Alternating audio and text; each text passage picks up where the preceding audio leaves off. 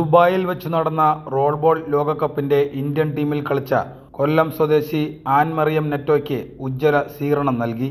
Adventure sports അക്കാദമിയുടെ നേതൃത്വത്തിലാണ് സ്വീകരണം നൽകിയത്. അനുമോദന സമ്മേളനം മന്ത്രി ജെ ചിഞ്ചുറാണി കേക്ക് മുറിച്ച് ആൻ മറിയം നെറ്റോയ്ക്ക് നൽകി ഉദ്ഘാടനം ചെയ്തു.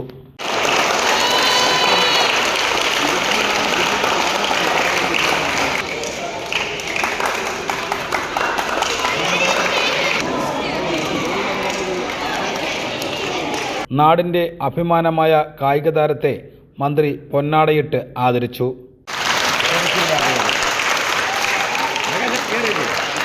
നമുക്കറിയാം, ഇന്ന് കായിക രംഗത്ത് ഒട്ടേറെ മികവ് പുലർത്തുന്ന കുട്ടികൾ നമ്മുടെ കേരളത്തിലുണ്ട്.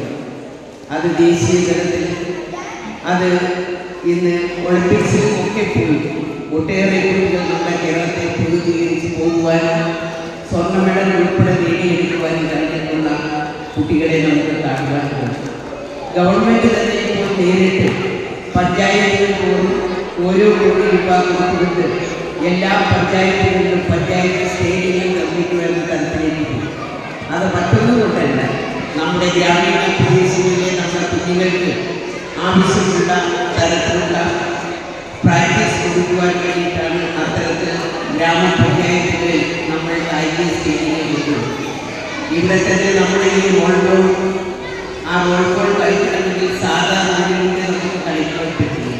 കൊല്ലം ക്രിസ്തുരാജ് ഹയർ സെക്കൻഡറി സ്കൂളിലെ +2 വിദ്യാർത്ഥിനിയായ ആൻ മറിയം ടൂർണമെന്റിലെ മികച്ച ഗോൾ സ്വന്തമാക്കി ശ്രദ്ധേയമായ പ്രകടനം കാഴ്ചവെച്ചിരുന്നു.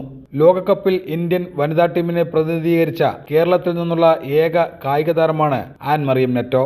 ആനിന്റെ പിതാവ് ടോണി നെറ്റോ അഡ്വഞ്ചർ സ്പോർട്സ് അക്കാദമിയിലെ പരിശീലകനും മാതാവ് റീന റാണി ജില്ലാ ആശുപത്രിയിലെ നഴ്സിംഗ് ഓഫീസറുമാണ്. സഹോദരൻ റോണി നെറ്റോ ദേശീയ റോൾബോൾ താരമാണ്. SMD public school secretary Satheesan ചടങ്ങിൽ അധ്യക്ഷനായി. പ്രോഗ്രാം കൺവീനർ ഷിജു സ്വാഗതം പറഞ്ഞു. SMD public school principal Harija, സംസ്ഥാന roll ball association secretary Saji, Sunil Thomas, Jeevan Jith Jose, ഇരട്ടക്കുളത്ത് സുരേഷ് തുടങ്ങിയവർ ചടങ്ങിൽ സംസാരിച്ചു.